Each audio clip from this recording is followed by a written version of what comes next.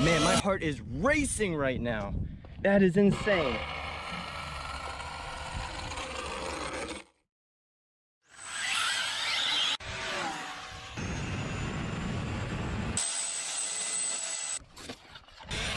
Whoa. Welcome back to Innovation RC, guys. Today we have Double Trouble Out. This isn't gonna be your normal Innovation RC video where we run one car. We're actually doing two. So you're getting two for the price of one today. Congratulations. If you guys remember Spartan, this is actually my first ever GT car speed build, and it's also my first innovation build for 2021 and up. Under the hood, we have an 1100 kV monster from Castle Creations, XLX2.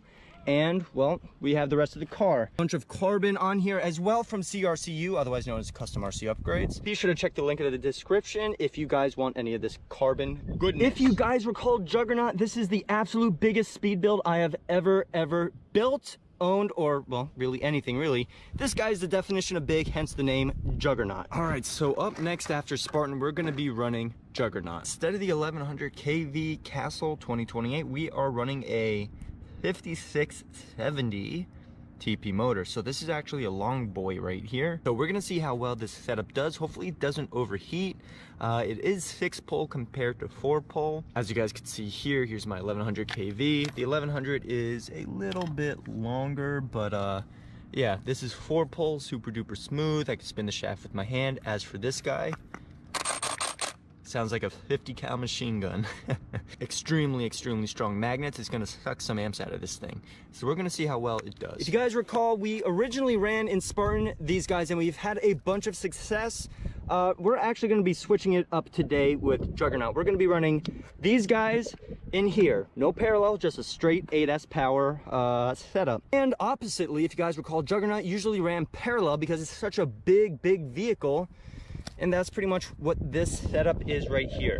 Red to red, black to black, red to red, black to black. Now, this is actually a twin parallel series setup just because we're not running one single 8S and one single 8S. So we need a bunch of 4S's, 4, 4, 4, and 4. Parallel 4S, parallel 4S. And we have our series connector makes parallel 8S. But before we get into this insane, ridiculous power setup, we're gonna be doing a warm-up pass with, again, the 6000 milliamp 65C Black Edition 6S in Spartan up first. And to tell you the truth, guys, I am honest to God kind of scared and nervous to run a parallel 8S setup. And if you haven't done so, guys, be sure to follow Innovation RC and Innovation RC on Instagram if you haven't done so. We're gonna have more pictures, videos, and other cool things on Juggernaut, Spartan, and all the other cars of Team IRC.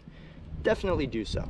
Okie dokie, guys, we're all zeroed out. We're gonna be doing a warm-up pass on 6S. We actually have the Black Edition CNHL in there. We're gonna see what it's got this time.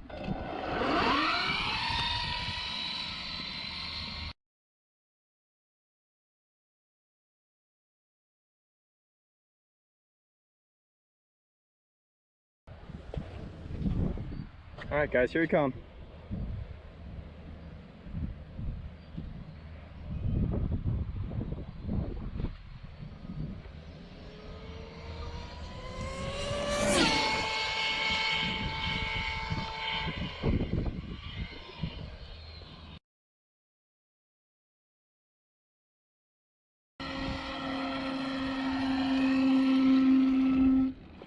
See what this was. 128, yeah, and that sounds like a range code. I believe we actually browned out all the way down there. I'm not sure what's going on, but yeah, 120 is pretty good. All right, we're all zeroed out. Now it's Juggernaut's turn. Let's see what he's got. Now, remember, guys, I have to do a push off because there's a big 6-pole motor in there. The magnets are just that strong.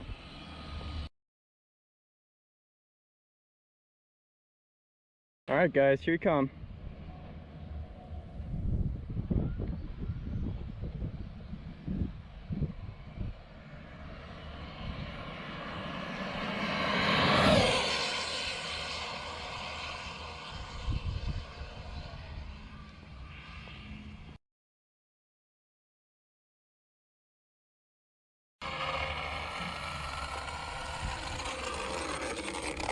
See what that was?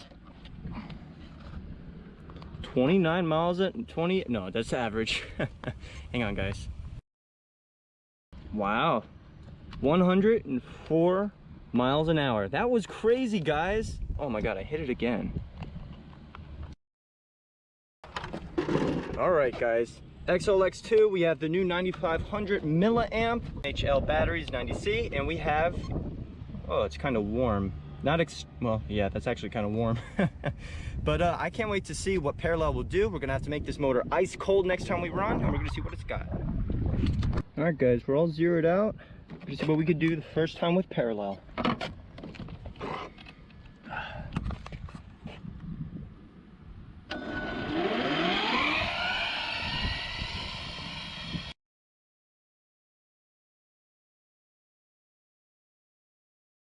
All right, we're all turned around.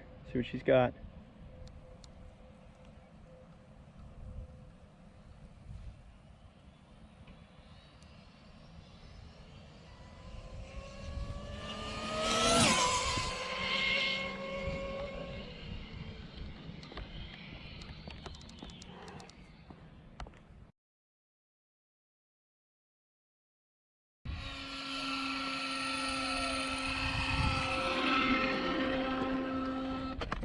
See what that was, guys. Oh my God. Oh my God. 159 miles an hour. I gotta get this in the sun. That is insane. 1 more mile an hour and we were there. 1 more. Wow, no range codes, no codes at all. That's really a good thing. This is actually, as you guys recall, Juggernaut's parallel 8S setup. This ESC, the XLX2, is only rated up to 8S voltage, so obviously we're not running 4, 8, 12, 16S. So if you think that, you are somewhat mistaken. If you guys can see the parallel connectors right here, we have positive, positive, up together, positive, positive, up together. So we have twin parallel with the series connector. So it's a parallel series connection, 159 miles an hour, guys. Man, my heart is racing right now. And that was with the 1100 kV Castle. And once again, guys, these Gone Bananas racing skins held up phenomenal. I actually had to do a little bit of tire rotation because if you guys recall, the vehicle is pulling a little bit to the left. So I actually swapped it because there's a crown on the road made to go off to the left, so it compensated. Vehicle went straight as an arrow. So today was a huge success for IRC here, and if you enjoyed this video, be sure to smash that like button and subscribe below for more. Obviously, we're gonna continue to push.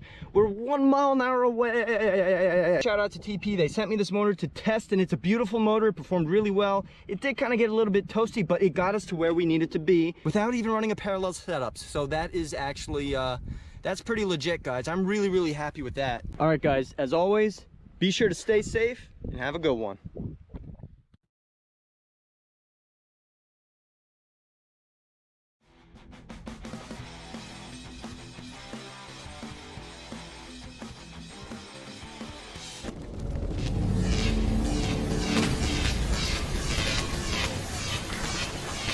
$9,500 milliamp CNHL 4S batteries. I bought these for one reason.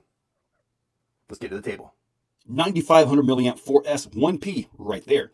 This means there are 4 cells in series. If this was a 4S 2P, then that means there would be 8 cells in here. It's in 2, 2, 2, and 2, all in series. So it'd be like a series parallel circuit. But right here, 9,500 milliamp. And let me show you what these things look like inside the trunk. That right there. Now, I do have these raised by 3 millimeters to fit the hard case style batteries, but you don't need to do that. These fit perfectly. Look at that. The entire area. I do have the foam up front just to give me a little bit of room for the wires and stuff in case I do a nose plant on somewhere. But yeah, these things, this is perfect. Look at that. Huh. I love it. I took the spacers out just to see, and yeah, this is absolutely perfect. Now we get to go outside. Yep, let's do it. But that's pretty darn good, isn't it? I mean, really. Woo! After 8 minutes of driving, we still have 74% left. That's about right. These batteries are going to go for a long time. Batteries. Still got 74%. I had a lot longer time to run. They fit perfectly in this, so they'll fit the X-Max just as well. These right here are something I've been looking for a while. A battery that actually fits the entire compartment. So I'm happy with these. 9,500 milliamps too. I'm happy with that. The punch was really good. Box stock system, sort of. And I did change the gearing, which that pinion gear is gone, isn't it? But I got to get a new 22 now. I'll probably see if I can find another brand. Something good and fat. Yeah, big fat tooth pinion gear. But other than that, I like them. I think they've done good. I got to run them down now, though. Got to find something else.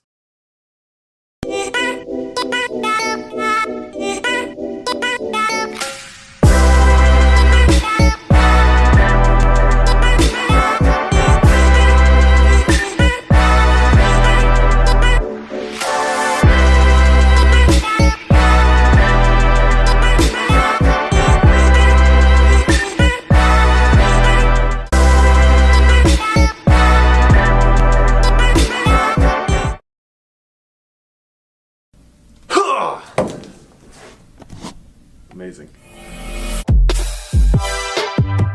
I'll show you the plug-in process. You guys are gonna love this pop sound here in a sec. Listen up, listen up.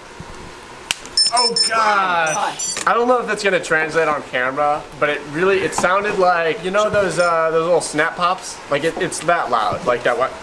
Who wants to fly first? Not me. Edwin, you want first crack at it? Are we stepping up to the plate here? Here, come here. Ready for this? Oh god, no.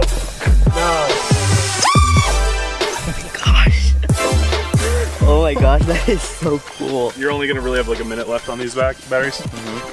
This is your arm here. Oh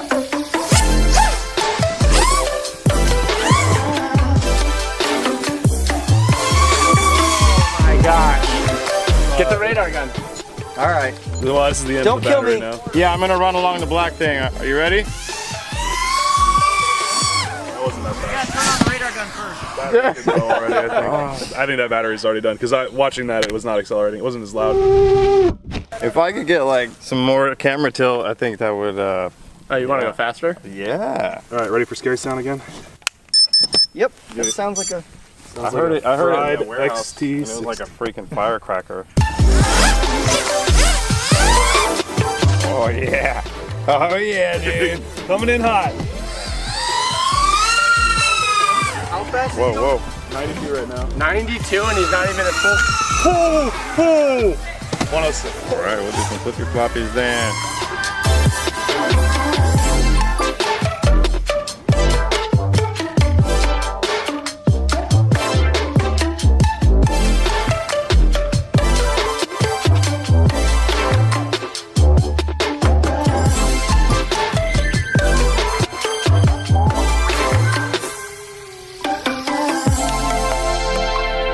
Feel the motors, like they're warm, but they're not like blistering. That's nice. But that's 50,000 RPM on a 7-inch prop, which is absurd. I wouldn't say this is hardly any warmer Yeah. than my motors Right. on my 5-inch quad. But your motors on your 5-inch quad are running 2,400 kV, 2,500. Right. Pretty Are those nuts. batteries drained already? Just Oh, yeah. those couple of Yep. passes? Yeah, we'll That swap it just out. sucks them right out. Just.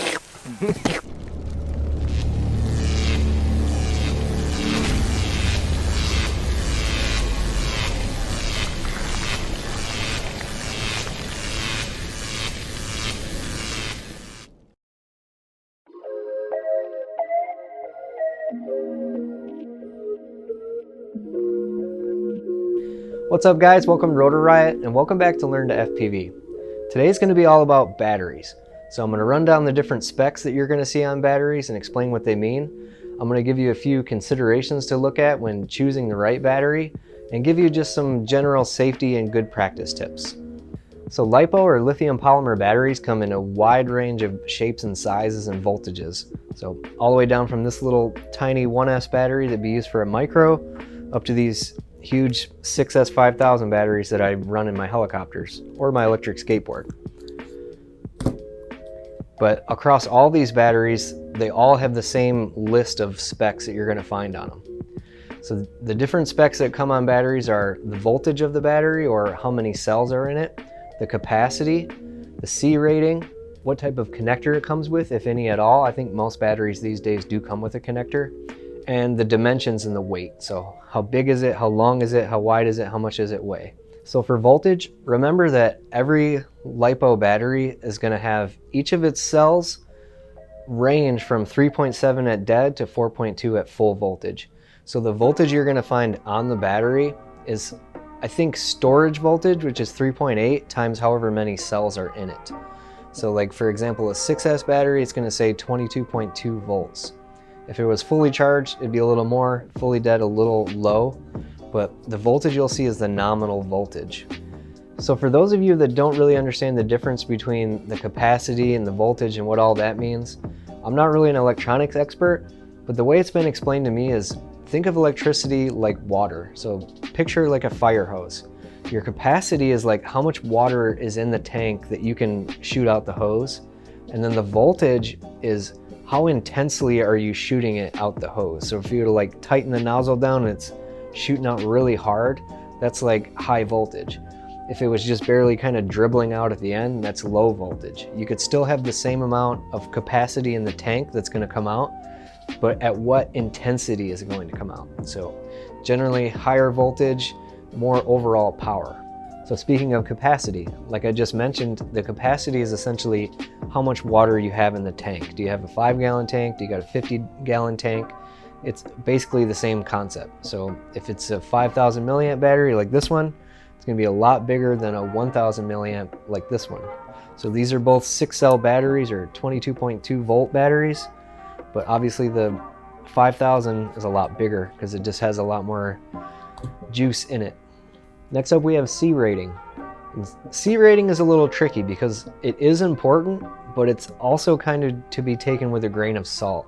Unfortunately, in the battery industry, it's kind of widely known that there's a bit of dishonesty going on. So before I get to that, let me just explain what C rating is. So this battery has a C rating of 100 C. So the battery is claiming it can constantly push out 100 times its capacity. So in this case, that would be 100 amps continuous. And I think we all generally know that that's not really going to happen. At least not and have the battery actually last any amount of time. If I were to continuously pull 100 amps steady out of this for its whole battery life, I'm only going to get a few cycles doing that before the battery is bad, if it can even actually maintain that. So current flight controllers usually have current sensors in them, and you can tell just doing a punch out that you might be able to hit 100 amps, but it's going to quickly drop down. The voltage will sag, your overall power goes down. It can't really sustain that. So why is it dishonest? Why do they fudge the numbers? Well, it kind of became like an arms race. So like if the competition's battery is a 40C battery, well, like mine's a 45C battery. And then they say, oh, yours is 45, mine's 50C. And we just keep working up and up and get higher and higher and more ridiculous numbers. It could also be that the tests that they ran really did give those numbers, but they just changed the specs of their tests so that it's a true test, but maybe this company is saying, ours is 40C, but the battery is never allowed to go over a certain temperature and it needs to get X amount of cycles. Whereas maybe this company is saying, well, we don't care how long it sustains it, as long as it sustains it for a short amount of time, and maybe the battery's totally toast after that, we'll call that good enough. And ours is a 100C battery. It can be a little tricky. I guess the main thing I would tell you is you can't just blindly look and say, whichever one has the highest C rating, that's the most powerful battery, that's the one I'm gonna go for. It's not that easy.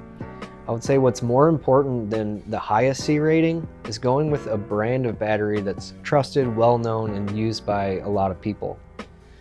That will give you a better odds of actually getting a high performance battery, because there's nothing to stop anybody from creating a battery company, ordering batteries from China, putting their own labels on them that say 200C, and here you go, have at it, buy them. It doesn't mean that that battery is actually any better.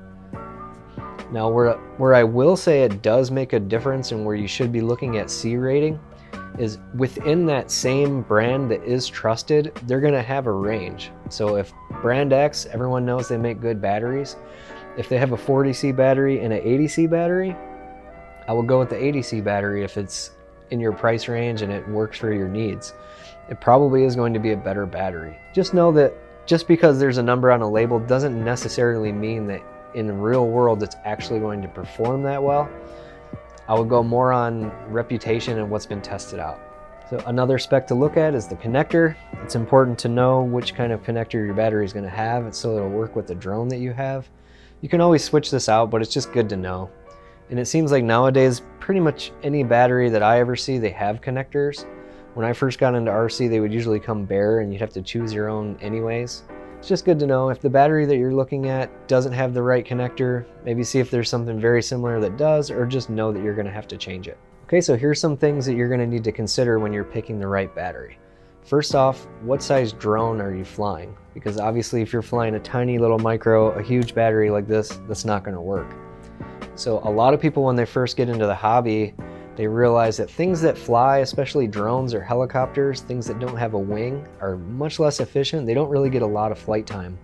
So people always kind of have this similar thought, well, I'll just get a really huge battery and that'll give me tons of flight time.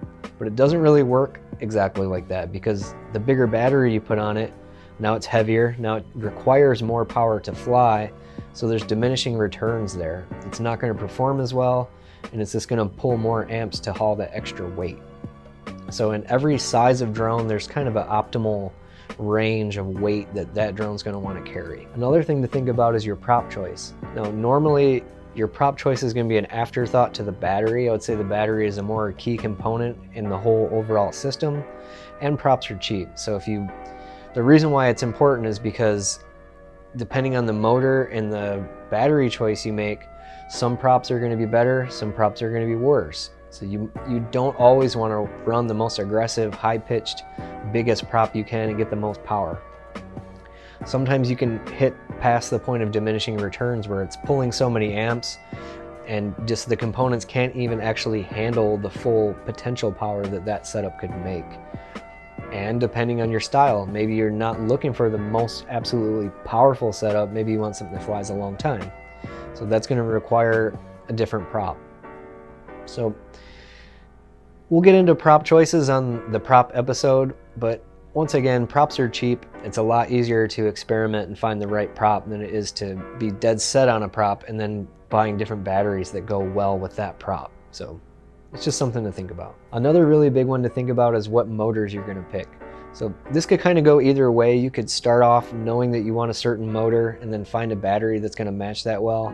Or you may start off knowing that you want to run a certain battery and then find a motor that's going to go with that well. But it's really important to pair these up correctly. You don't want to be spinning that motor way too fast, pulling too much power, making it hard on the system. And you don't want it to be spinning way too slow and not giving you the right power that you should have. Another consideration to make is, and once again, this can go either way, you could start with the battery or start with the electronics. So with your electronics, you need to understand what the input voltage capability is. So if I were to plug a 6S battery into a little micro quad that all the electronics are only rated for a 3S battery, it's going to go poof and smoke. You need to make sure that all your electronics are going to be able to handle the voltage that you're feeding it, or at least the main point of contact where the battery goes. You'll probably have some kind of voltage regulation on board to take whatever voltage that you're starting with and drop it down to what the other components need, like your FPV gear. But it's definitely important to understand all the voltage capabilities of all the electronics on your drone before picking a battery. Or start with the battery and then pick electronic components that are going to work with that battery.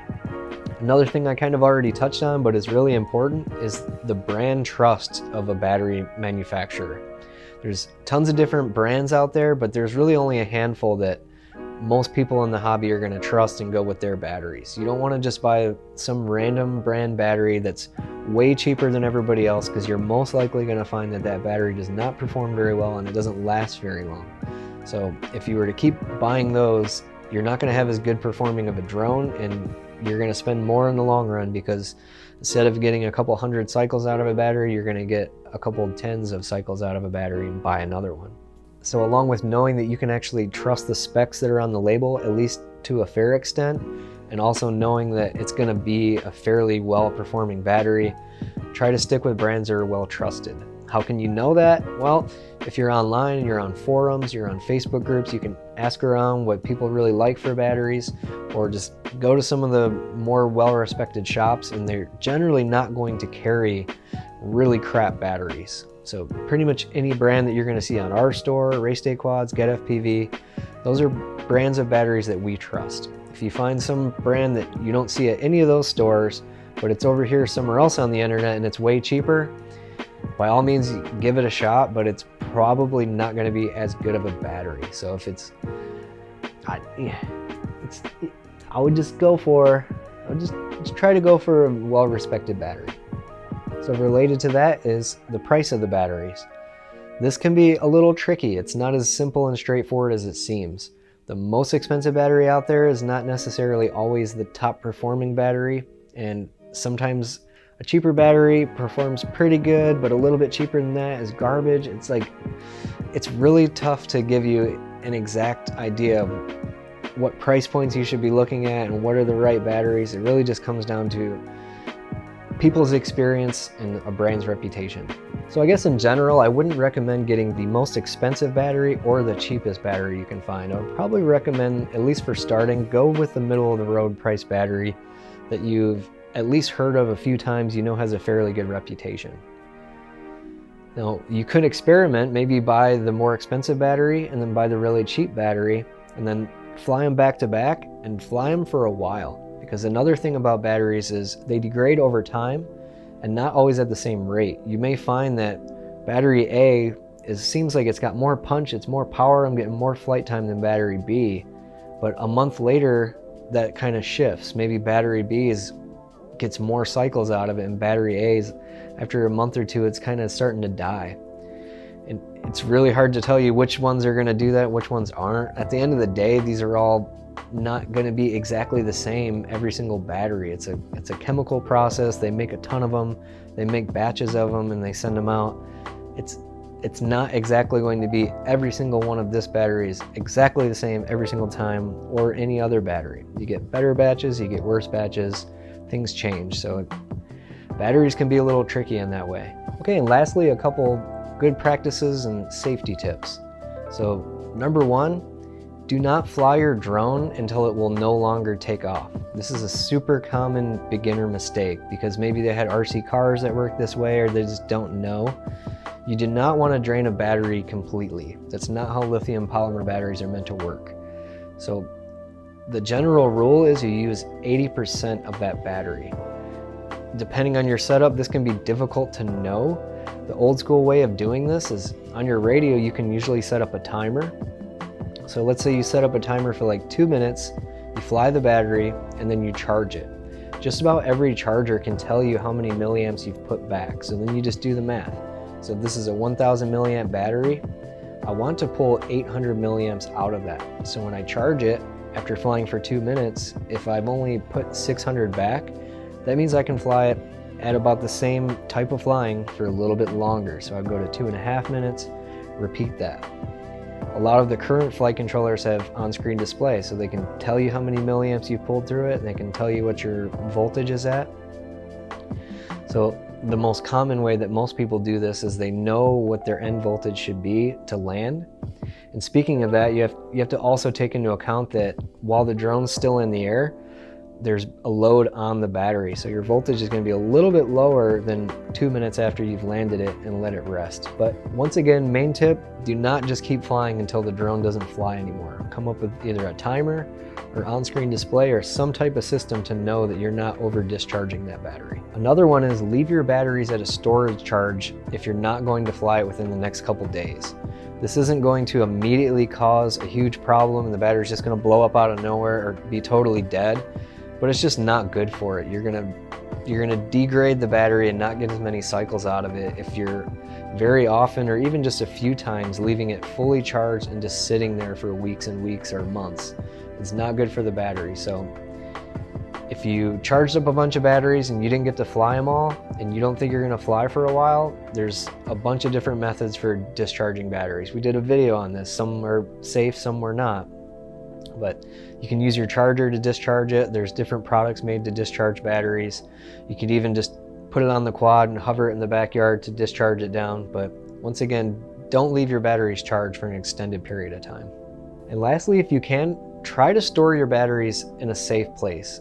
I'm kind of guilty of not doing this at times. I try to keep them at least somewhat where I could get to them, but you're generally not going to have a lot of problems. Like, they don't usually just spontaneously combust out of nowhere, but you just need to be prepared that if you did have a problem with your batteries, what are they close to? Are they in your bedroom with you? Are you going to burn the house down? So it may seem like excessive to keep them out in the garage or somewhere safe, but if you can, keep them like in some kind of contained box where the fire won't at least quickly spread out. So I'd say at least just do your best that if anything were to happen, you can at least get to them quickly, get them outside, get them somewhere where it's not going to burn the house down. Okay, so that's it for the basics on batteries. If you guys have any more questions, definitely leave them down in the comments below and I'll be there to answer you. Thanks for watching, and this has been Learn to FPV.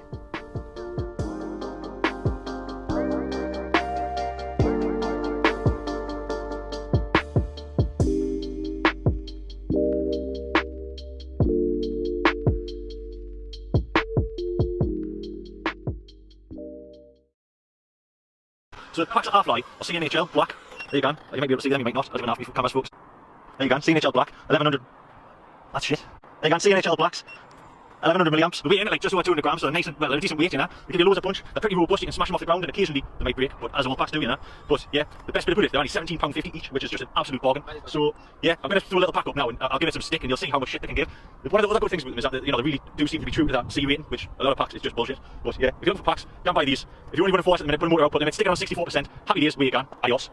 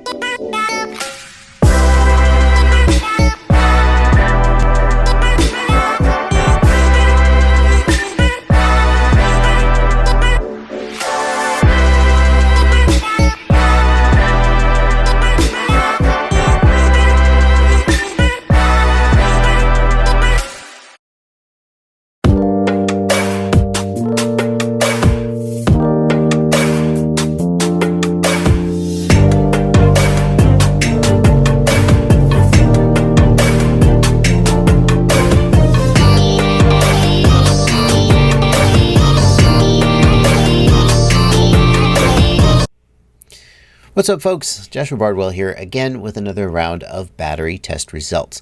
There's nothing I love more than putting a battery on my test machine and running it through my test protocol to see how it performs, and then going on YouTube on a Friday night to tell you which battery is better. Today we're going to be looking at these two batteries, the CNHL Ministar 1500 milliamp hour 4S 120C and the CNHL Black 1500 milliamp hour 4S 100C. And the interesting thing about these batteries is they are basically the same price. One of them is rated 120C, one of them is rated 100C. So, like, what's the freaking difference in how they perform? That's what we're going to try and find out. I'm Joshua Bardwell, and you're going to learn something today.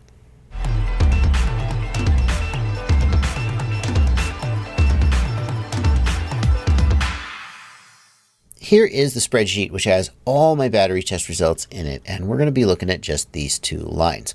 If you want to check out the spreadsheet and check out all the data in the spreadsheet, I'll tell you more about how you can do that at the end of the video. But for now, let me just walk you through the results. And we'll start right here with the weight of the batteries, which is interesting because if you look online at what's the difference between a CNHL Black versus a Ministar, one of the things people say is that they're different weights. One's lighter, one's heavier.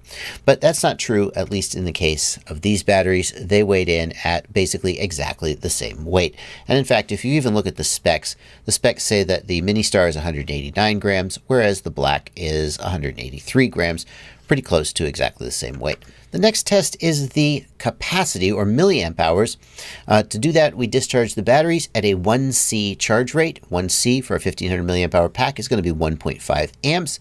We discharge them at 1C down to a voltage of 3.5 volts, and we record how many milliamp hours we got. And again, these are nearly the same, 1530 versus 1539 milliamp hours. As close as makes no difference because, you run this test, 50 times, you'll probably get a little bit of variance. They're basically exactly the same. It is good to see that they tested out at just about exactly their label capacity. I always like to say that my test results don't necessarily produce the same results as manufacturers' tests. For example, many battery manufacturers will discharge down to 3.3, 3.2, or even 3.0 volts to get their milliamp hour ratings.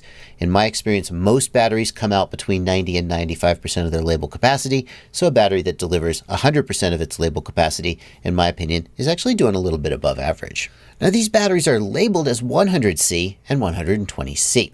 So we would expect that the 100C battery would have a higher internal resistance than the 120C battery. That's kind of what C rating is. It's an estimation of the battery's internal resistance. And in fact, we do see that.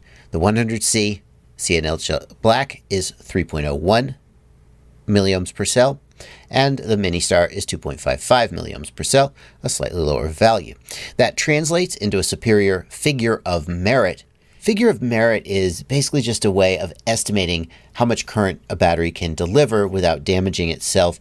It's based on the size of the battery and the internal resistance. You would normally expect a larger battery to have a lower internal resistance, so you can't just look at the internal resistance by itself. You have to also take into account the milliamp hours of the cell. In general, any figure of merit over 1.0 is very good, and the higher above 1.0, the better, and these batteries are both significantly above 1.0. A 3.0 internal resistance for a 1500 milliamp hour pack is very low. There are manufacturers out there selling 120C labeled batteries with a 7 milliohm internal resistance, and these are significantly better than that. To demonstrate this, I filtered the spreadsheet to look for any other 1500 milliamp hour packs that are in here, and most of the ones I seem to have are more like 1300 or whatever. There was only one other 4S 1500 in here, the Luminaire N2O, which is one of the best ones I've ever tested, and it has a cell internal resistance of 4.44 milliohms and is labeled as a 120C with a figure of merit of 1.80. Simply looking only at the figure of merit and the internal resistance, which is of course we're not going to do, but if you were to do that, the CNHLs would beat it. Which is notable because the Luminaire N2O is a $35 battery, whereas the CNHLs are selling for around $20. Well, let's just keep the Luminaire in the test. In fact, if we scroll back over here to the left, we can see it's actually pretty close to the same weight as well. It did deliver slightly more milliamp hours, maybe within the margin of error. Anyway, let's keep going. The results you've seen so far would be fine if all you ever did was discharge your batteries at 1.5 amps, but you don't. You actually go and fly them. And when you fly them, you may pull 500, 600, maybe 2,000 or 3,000 watts, depending on the exact quadcopter that you've got. So we discharge the batteries at a high rate, not so high that it's going to blow up the test machine or make the batteries explode, but definitely high enough that the batteries are working. And here are the results of that test. This column shows how many milliamp hours the battery discharged in the high load test. Obviously, more is better. The winner here was the CNHL Black with 1328 milliamp hours. The CNHL Mini Star was very close behind with 1301, and the Luminaire a little further behind with 1133. And that's what we would kind of expect to see based on their internal resistance numbers. The higher the internal resistance, the more energy is wasted as heat, and that effect is magnified the higher the discharge rate that you are pulling. We see that the CNHL Black and the Mini Star lasted almost the same amount of time, with the Luminaire N20 sagging out and finishing the test sooner. And the CNHL discharged higher watt hours. In other words, they held voltage higher longer compared to the Luminaire N20. This column shows how much the battery's performance declined in the high rate discharge versus the 1C discharge. In other words, the faster you discharge the battery, the more energy is wasted in heat. You experience this when you fly as voltage sag. And in a way, this column kind of could be thought of as an estimate of which battery is going to sag worse than others. So the CNHLs both delivered 81% of their 1C watt hours in the high rate test, whereas the Luminaire delivered only 68%. In other words, the Luminaire had more sag, if you will. Although that's sag is voltage and this is watt hours, and it's all sort of synthetic, but the Luminaire did worse. Now, if you're very concerned about efficiency, you may want to sacrifice some battery performance in order to get a battery that packs more energy into a smaller or lighter form factor. In this case, that's not going to come into play because all of these batteries had 0.13 watt hours per gram. In other words, they're all exactly the same energy density. And that's true both at the 1C test and basically at the high load test as well. So that brings us to the conclusion, which of these batteries should you buy? And I'm really surprised to see these batteries outperform the Luminaire N20 in my testing. The Luminaire N20, at the time, I tested it before it was actually released to the public because GetFPV were like, hey, we think we got a pretty good battery here and we want to know. And it was hands down one of the best batteries I've ever tested. So I guess these are also must be some of the best batteries I've ever tested. There you go. If I sound a little skeptical, it's because they're so much less expensive than the Luminaire N20. The other thing that's really weirding me out here is that I didn't see a lot of performance difference between the Mini Star and the Black. Yes, the Mini Star does justify its 120C rating with a lower internal resistance than the Black's 100C rating. That's what you would expect. But in terms of actual milliamp hours, watts, and sag, they performed almost identically. And that just has to be what it is. So I guess I would take the Mini Star, because if the price is the same and the performance seems the same, but the internal resistance is in fact lower, then I would take the one with the lower internal resistance. There's got to be some other difference here that I'm missing, and maybe you can let me know in the comments. I've tried to do some web searching. Obviously, CNHL doesn't make two identical batteries with different colors just because they like orange versus black. I've heard some people say things like the CNHL Black are lighter, the Mini Star are more durable, etc. And I just can't really get a straight answer. So let me know in the comments if you know if there's some difference in these packs that is not showing up in my testing. But for now, that's going to do it for this video. There are links in the video description to all of the batteries that I'm testing. And in fact, if you go in the spreadsheet, there are links there as well. And those are affiliate links, which means that if you click any of those affiliate links, I get a small commission. And it's one of the ways I support, well, buying batteries and doing this testing. I'm not actually doing the testing myself. I've got somebody help me out. And, I don't ask him to do it for free. So hit those affiliate links, pick up some batteries, pick up whatever else you want. It definitely makes a big difference. I told you at the beginning of this video that I would tell you how to use this spreadsheet for yourself. Let me take a second to do that before I close out the video. Now, the video is linked in the video description below, but if you go to the video, you will not be able to do this kind of filtering at all like I am. Let me show you how you can do that. I'm going to open up the database here in an incognito window, so I'm going to see it as if I wasn't logged in as an editor. And what you're going to do is you're going to click and select the entire spreadsheet, just the data table, not the whole spreadsheet, just the actual data table here. And once you've done that, you're going to go up here to this filter and click Create New Temporary Filter View. And when you do that, you will be able to use the sort and filter function just as if you were the spreadsheet owner. If you want to know more about how we run the tests and how to interpret the data that you're looking at here, I'm going to put a link in the video description to the very first test results that we released, in which I go into a lot of depth into how and why we run the test the way we do. But that's going to do it for this video today. Thank you so much for watching. Happy flying.